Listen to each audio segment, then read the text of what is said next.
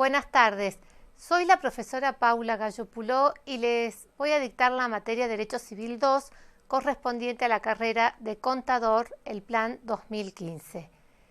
Ya en el primer cuatrimestre de este año estuvimos juntos en el cursado de la materia Derecho Civil 1.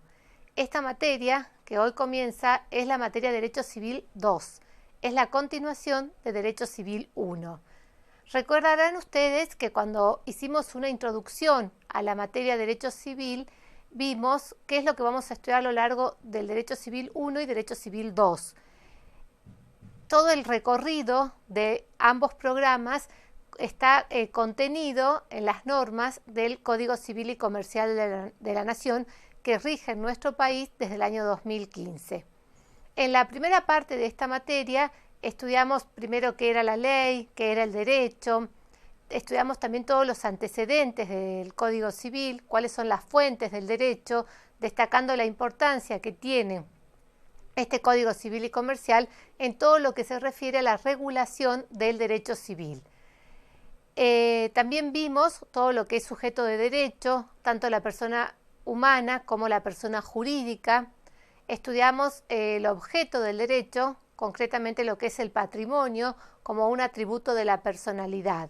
Y luego también vimos todo lo que se refiere al acto jurídico. ¿Qué es el acto jurídico? ¿Cuáles son sus requisitos? ¿Cómo se clasifica? ¿Cómo es su forma? ¿Cómo se prueba el acto jurídico?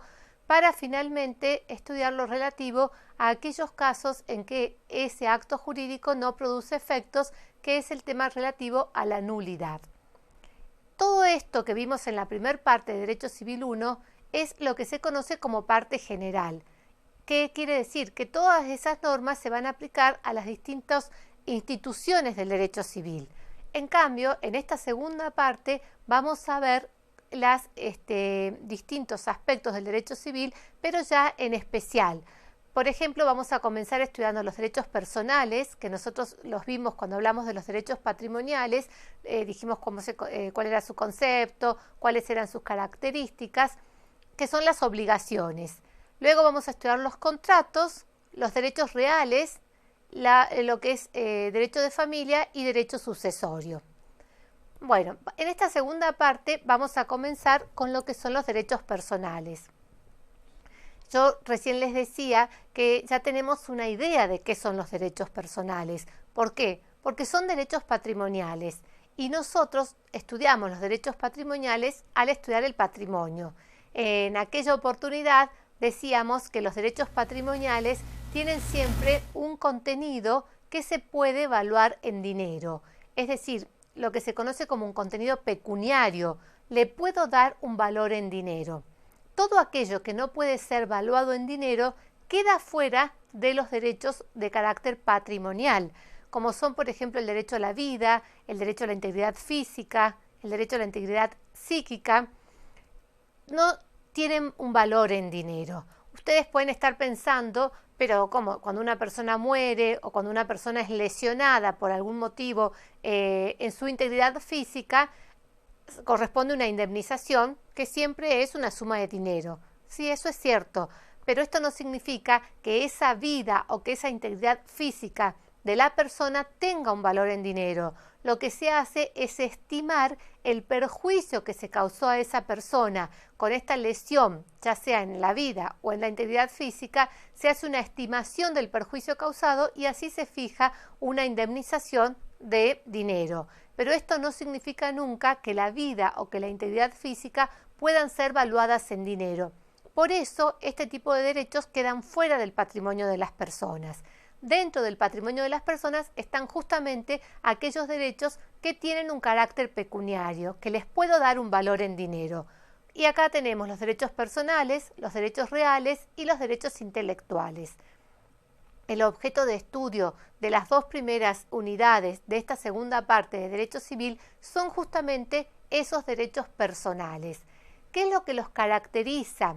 ¿Qué es lo que los identifica a estos derechos y lo que les da el nombre? Justamente que acá se establece una relación entre persona y persona.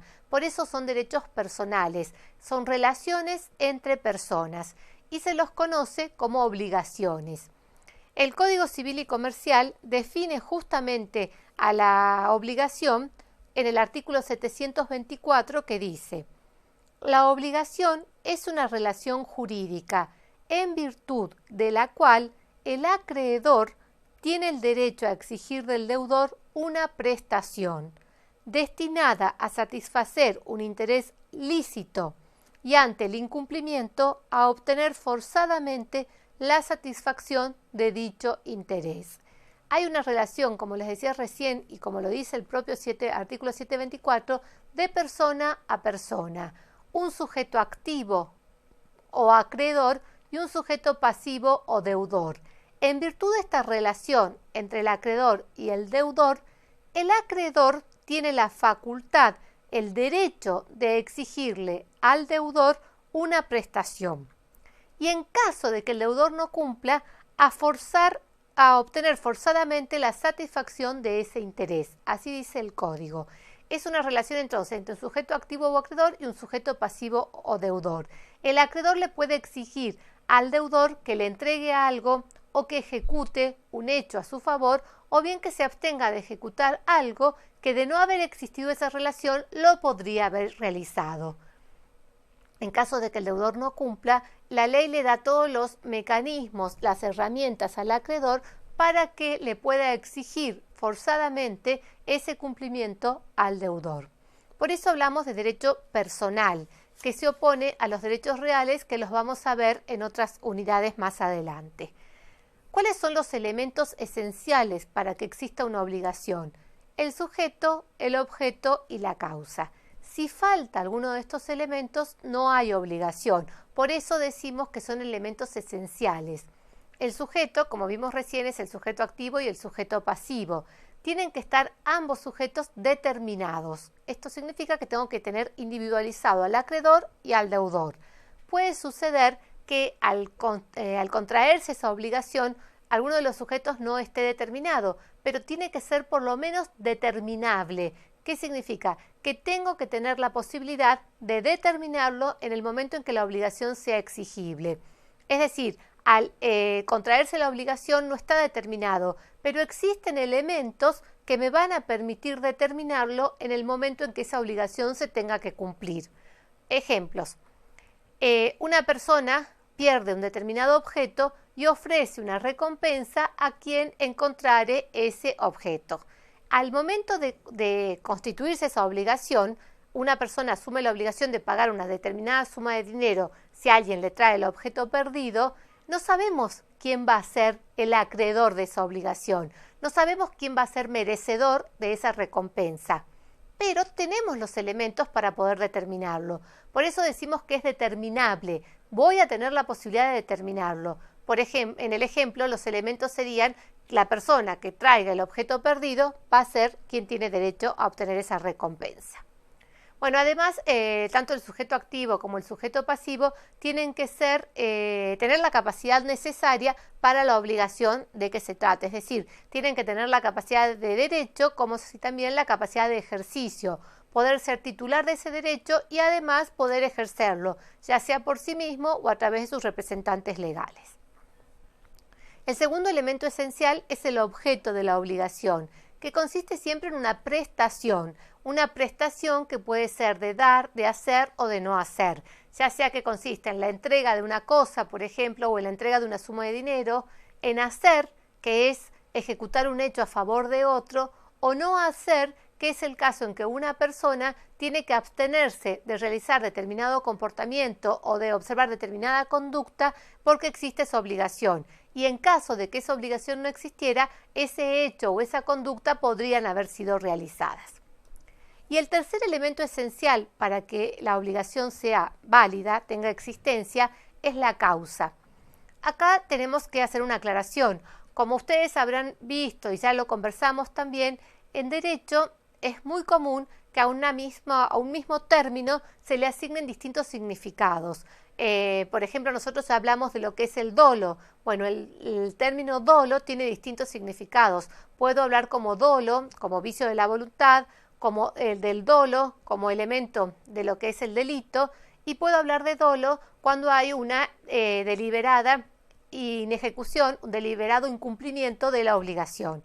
Eso significa que el término es análogo, es un mismo término, una misma palabra, a la que se le asignan distintos significados. ¿Por qué hago toda esta introducción? Porque cuando hablamos de causa, también le podemos dar distintos significados a la palabra causa. Puedo hablar de causa fuente o puedo hablar de causa fin. Además, también esto tiene un origen filosófico en donde se establece que hay distintos tipos de causa. Yo cuando hablo de distintos tipos de causa puedo tener lo que es la causa eficiente, la causa formal, la causa fuente, la causa fin. Bueno, la distinción fundamental que tenemos que realizar en derecho civil es justamente entre causa fuente y causa fin. Si estamos dentro de lo que es el tema obligaciones, vamos a hablar de causa en el sentido de causa fuente. Ahora, si estoy dentro de lo que es el tema contratos, cuando hablo de causa, hago referencia al fin, a la causa fin, a la finalidad o motivo que tuvieron las partes al momento de celebrar el contrato. Bueno, entonces, cuando hablo de causa en materia de obligaciones, se hace referencia a lo que es el hecho que origina la obligación. ¿Cuál es la fuente de la obligación? ¿De dónde surge esta obligación? ¿Por qué tengo la obligación de pagar esta suma de dinero? ¿De dónde surge la obligación? Por eso decimos que es la causa fuente, el hecho que origina la obligación. Y en este sentido tenemos distintas fuentes de las obligaciones, que son los delitos, cuasidelitos, contratos, cuasicontratos y la ley. El delito y el cuasidelito, como ustedes ya saben, son actos ilícitos que causan un daño. Y acá rige el principio de que todo el que causa un daño tiene la obligación de repararlo. Entonces, ¿cuál es la obligación que surge del delito y del cuasidelito? La obligación de reparar el daño causado. Recuerden que el delito es aquel acto ilícito que se comete con dolo. En este caso, dolo entendido como la intención de cometer el acto ilícito, la intención de causar el daño. En cambio, cuando estoy frente a un cuasidelito, se causa un daño, pero no me dio dolo, sino que me dio culpa. No existió la intención de causar el daño, sino que se causó el daño porque la persona obró con negligencia, con impericia o con imprudencia. No tenía la intención, pero tuvo un actuar culposo, un actuar negligente y también causó el daño. Por lo tanto, en ambos casos surge la obligación de reparar ese daño causado. Bueno, el contrato es la principalísima fuente de las obligaciones. De los contratos surgen siempre obligaciones. Las obligaciones son los efectos de los contratos. Entonces, en todo contrato surgen obligaciones, ya sea para ambas partes o para una de las partes. En la compraventa, una de las partes tiene la obligación de pagar el precio y la otra parte tiene la obligación de entregar la cosa. En un contrato de locación, una de las partes tiene la obligación de conceder el uso y goce de la cosa y la otra parte va a tener la obligación de pagar el precio por ese uso y goce. Los cuasicontratos también generan obligaciones. ¿Cuál es la diferencia entre el contrato y el cuasicontrato? En que en el cuasicontrato no hay un acuerdo de voluntades, sino que por determinadas circunstancias una persona realiza una determinada conducta o observa una determinada conducta a favor de otra persona y por lo tanto en ese caso también se van a tener que pagar los gastos que se hubiesen efectuado. El caso típico del cuasidelito es la gestión de negocios ajenos, cuando una persona realiza gastos en la cosa de otros ante una situación de urgencia, de necesidad y por lo tanto surge la obligación en el dueño de la cosa de devolver, de restituir a la persona los gastos que hubiese realizado en procura de esa cosa. Y finalmente, una causa general de las obligaciones es la ley. De la ley surgen distintos tipos de obligaciones también. Por ejemplo, la obligación de pagar un impuesto surge justamente de la ley. Bueno, lo normal, lo querido, lo pretendido, lo que todos suponemos que sucede con las obligaciones es que se contraen para ser cumplidas. Ese sería el efecto normal, el efecto natural de las obligaciones, que una persona asume una obligación y la cumpla. Ahora, suele suceder, ocurre, que en muchos casos el deudor no cumple con su obligación y por lo tanto acá la ley le concede al acreedor las herramientas, los medios para lograr ese cumplimiento. El efecto normal entonces de las obligaciones es el cumplimiento, tal cual se obligó, cumplir la prestación de acuerdo a lo convenido. Hay muchos casos en los que el deudor no cumple voluntariamente con la obligación y por lo tanto el acreedor va a tener que usar esos medios previstos legalmente para que el deudor cumpla. Y acá tenemos que hacer una distinción entre lo que es una ejecución directa y una ejecución indirecta de la obligación. La ejecución directa se da en aquellos casos en que, si bien el acreedor tiene que realizar determinadas acciones para que el deudor cumple con la obligación tal cual se había convenido. Si él se obligó a entregar determinado auto, entrega ese auto. Acá se habla de ejecución directa.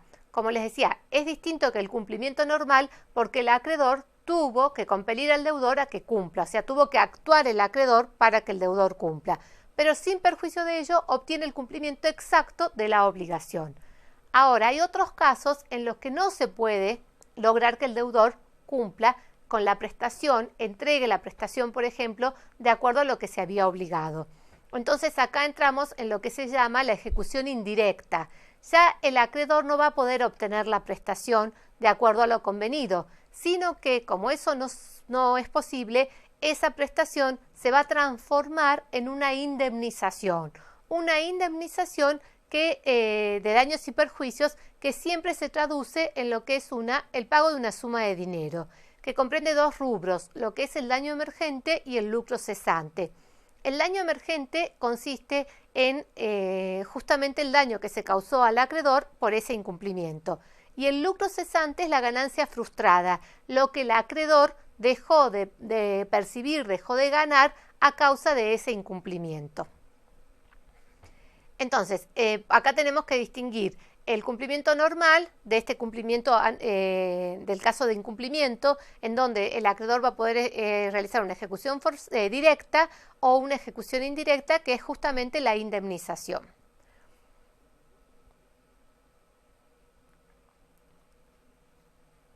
Hay un supuesto que tenemos que estudiar acá, que es lo que es la mora en el cumplimiento de las obligaciones. La mora consiste en el retardo del deudor en el cumplimiento de la obligación. Es decir, vence el plazo para cumplir la obligación, el deudor entra en mora y comienzan, digamos, a correr intereses y ya nos encontramos en esta situación. Ahora, para que la mora sea imputable al deudor, esto es, para que el deudor tenga que responder por ese retardo en el cumplimiento de la obligación, es necesario que ese incumplimiento sea justamente imputable, que el deudor sea responsable de ese incumplimiento. Hay ciertos casos en los que el deudor no va a tener responsabilidad porque no cumplió, no porque no quiso, no cumplió porque no pudo, es decir, queriendo cumplir no pudo hacerlo. Es distinto al caso en que pudiendo cumplir no lo hace. ¿En qué casos la mora no es imputable al deudor? Cuando media lo que se conoce como caso fortuito o fuerza mayor. Son hechos imprevisibles o que previstos no pueden evitarse. La distinción es solamente conceptual, porque desde el punto de vista de los efectos es lo mismo el caso fortuito y la fuerza mayor. Son hechos, acontecimientos que hacen imposible que el deudor pueda cumplir con su obligación. El caso fortuito son hechos que derivan de la naturaleza y la fuerza mayor en donde ya interviene el hombre.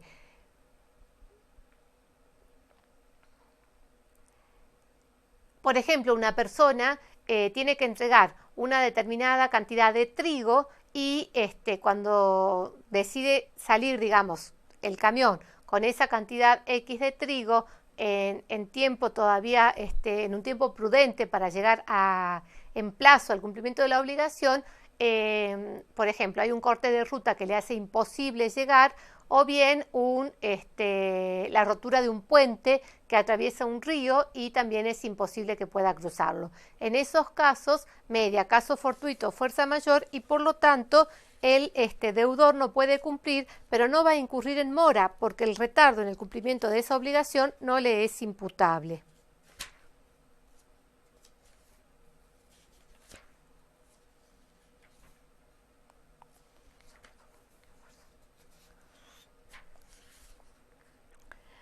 Bueno, tenemos distintos tipos de obligaciones, hay distintas clases de obligaciones, según sea la prestación, yo ya les decía recién, de dar, de hacer o de no hacer, podemos clasificarla las obligaciones.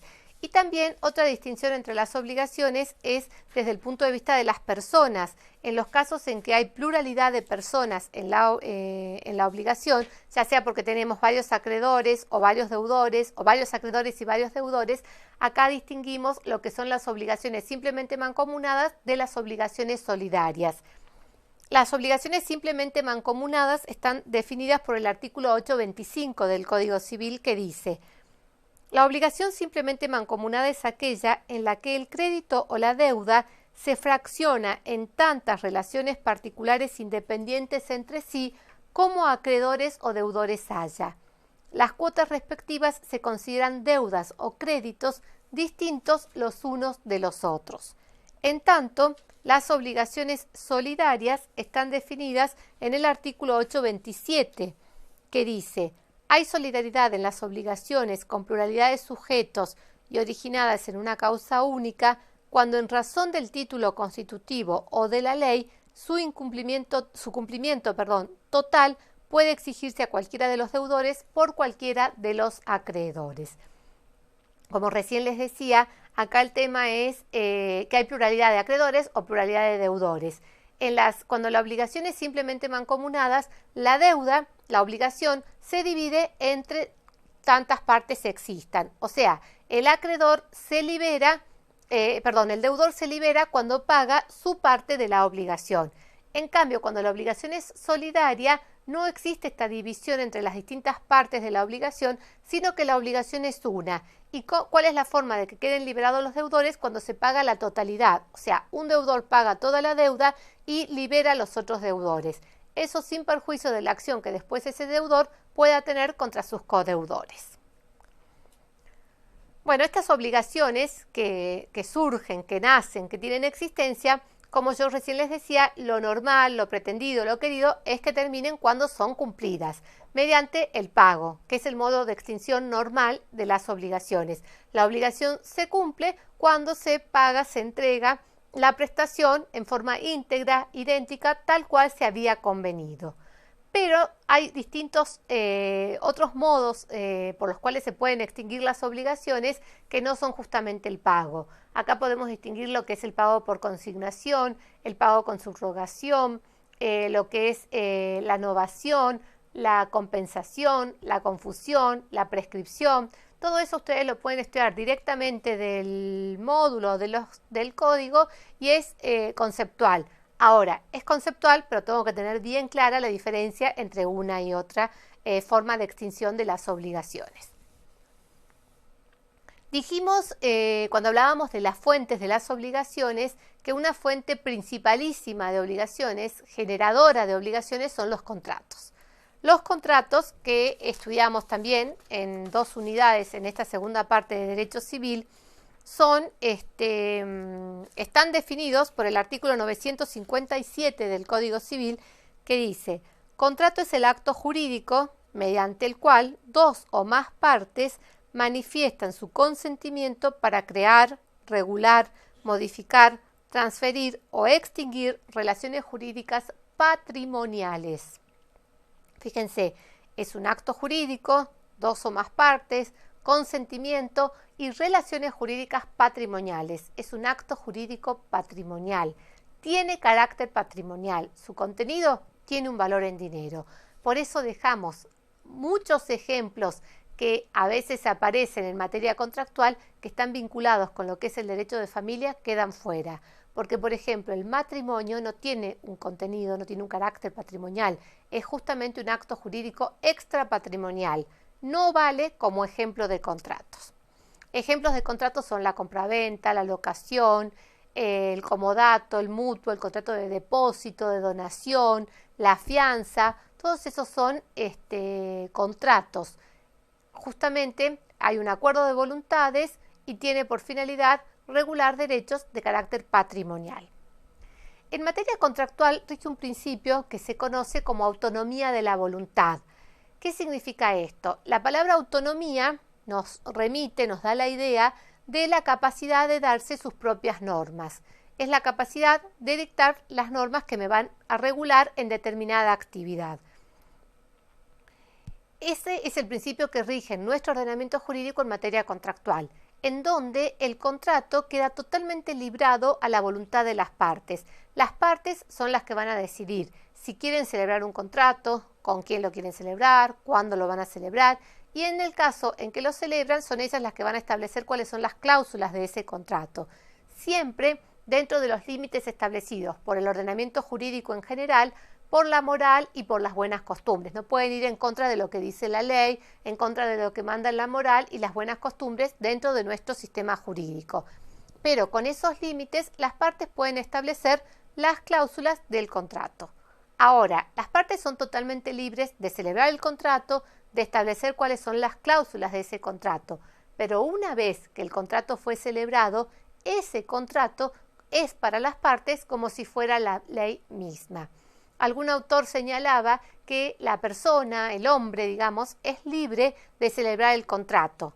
Ahora, cuando lo celebra, queda encadenado por ese mismo contrato. Es decir, yo soy libre de ingresar al contrato, pero cuando ingresé al contrato tengo que cumplir lo que dispuse en el ejercicio de la autonomía de la voluntad como si fuera la ley misma.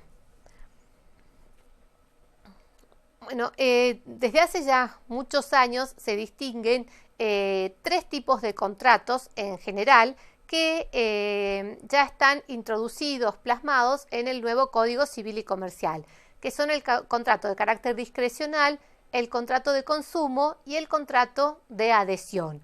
El contrato discrecional es el contrato, podríamos decir, típico, en donde, siguiendo con este principio de autonomía de la voluntad, las partes lo celebran en el ejercicio de esa autonomía de la voluntad y ellas pactan las cláusulas en un pie de igualdad. O sea, las partes negocian la celebración de ese contrato con la misma capacidad, con el mismo nivel dentro de la negociación. No hay una parte que se imponga sobre otra, sino que las dos, de acuerdo a su libertad y a sus conocimientos, celebran el contrato en un mismo nivel, en paridad. No hay una negociación en donde una de las partes se caracterice por estar por encima en lo que se refiere a la fuerza de la otra. No tenemos una parte fuerte y una parte débil dentro de este contrato, sino que están en un pie de igualdad y negocian a un mismo nivel las cláusulas del contrato. Ese es el contrato discrecional. Además tenemos el contrato de consumo, que ha sido expresamente introducido en el Código Civil y Comercial. Antes estaba contemplado por una ley que lo complementaba, pero no estaba previsto en el Código de Vélez originario, que está definido en el artículo 1093 del Código Civil, que dice: contrato de consumo es el celebrado entre un consumidor o usuario final con una persona humana o jurídica que actúe profesional u ocasionalmente o con una empresa productora de bienes o prestadora de servicios pública o privada que tenga por objeto la adquisición, uso o goce de los bienes o servicios por parte de los consumidores o usuarios para su uso privado, familiar o social. Fíjense, es el contrato celebrado entre, una empresa o una persona física o jurídica y el consumidor, que es el último eslabón en esa cadena, en esa relación de consumo. Este es el contrato de consumo que tiene una regulación especial a partir del artículo 1092 del Código Civil y existe todo un espíritu tuitivo protector hacia el consumidor, que sí es, en este caso, la parte débil de la relación. ¿Por qué? Porque del otro lado tenemos un profesional, un experto, alguien que conoce sobre lo cual está negociando frente al consumidor o usuario, que es ignorante, podríamos decir, en ciertas materias. Esto, por ejemplo, cuando se contrata con una empresa de servicios de telefonía celular o cuando se contrata con una casa de electrodomésticos, esos serían los supuestos. Y por último tenemos lo que es el contrato de adhesión, que está definido en el artículo 984 del Código Civil, que dice: el contrato por adhesión es aquel mediante el cual uno de los contratantes adhiere a cláusulas generales predispuestas unilateralmente por la otra parte o por un tercero sin que el adherente haya participado en su redacción. es el caso en que si yo no firmo este contrato, no puedo firmar otro contrato con esa empresa, por ejemplo. No podría yo, es el caso típico de los contratos de adhesión en donde me dan un formulario y tengo que firmar. No puedo decir, no, yo no estoy de acuerdo con la cláusula 12, la podemos modificar. No, si no lo quiero firmar, no lo firmo, tendré que ir a otra empresa, pero no existe la posibilidad de negociar esas cláusulas. También el contrato de adhesión tiene su regulación especial en el código a partir del artículo 984. Bueno, los contratos también tienen sus elementos esenciales, que son el consentimiento, el objeto y la causa. Como les decía, cuando hablábamos de la causa de las obligaciones, allí hacemos referencia a la causa fuente, acá es a la causa fin, el motivo que las partes tuvieron al celebrar este contrato. El objeto, que es la operación jurídicamente considerada dentro de lo que es la celebración del contrato, y los efectos del contrato, que son las obligaciones. Y el consentimiento, que se da cuando existe la aceptación de la oferta. Los términos del consentimiento son oferta y aceptación. Para que se forme el consentimiento, tiene que haber una aceptación íntegra, idéntica de la oferta en todos sus términos. Si tengo una aceptación que difiere en algún punto con la oferta, ya estoy frente a una contraoferta que va a tener que ser aceptada por la otra parte. Cuando existe esa coincidencia entre oferta y aceptación, se va a formar el consentimiento y a partir de allí el contrato comienza a producir efectos. Dentro de lo que es el tema contratos, tiene importancia la clasificación de los contratos para poder identificar los distintos tipos de contratos dentro de estas clases. Es fundamental distinguir lo que es el contrato unilateral, bilateral, según que genere obligaciones para una o para ambas partes. Cuando estudien lo que es el contrato unilateral y el contrato bilateral, efectúen la distinción. ¿Cuál es la distinción? Con el concepto de acto jurídico unilateral y bilateral. No son los mismos criterios para distinguir un contrato unilateral o bilateral de un acto jurídico unilateral o bilateral. En el acto jurídico unilateral o bilateral es según que en el acto participe una o más partes. En cambio, en el tema del contrato es según que genere obligaciones para una o para ambas partes. Otra distinción distingue, valga la redundancia, los contratos en onerosos y gratuitos, también en conmutativos y aleatorios y en formales y no formales. En una segunda unidad dentro de lo que es el tema contratos, vamos a estudiar los contratos en particular, lo que es la compraventa, la locación, el depósito, el mutuo, el comodato, el mandato. Esta unidad es conceptual. Ustedes tienen que estudiar bien el concepto de cada uno de estos contratos y van a ver que nos expandimos un poco más en lo que es compraventa y lo que es locación. Pero bueno, fundamentalmente tienen ustedes todos los conceptos en el módulo y en los artículos del código. Y como les decía recién también en el tema de extinción de las obligaciones, es conceptual, pero tengo que saber distinguir e identificar a los distintos contratos en particular. Bueno, con esto concluimos nuestra primera clase y quedamos en contacto por cualquier duda a través del foro. Buenas tardes y muchas gracias.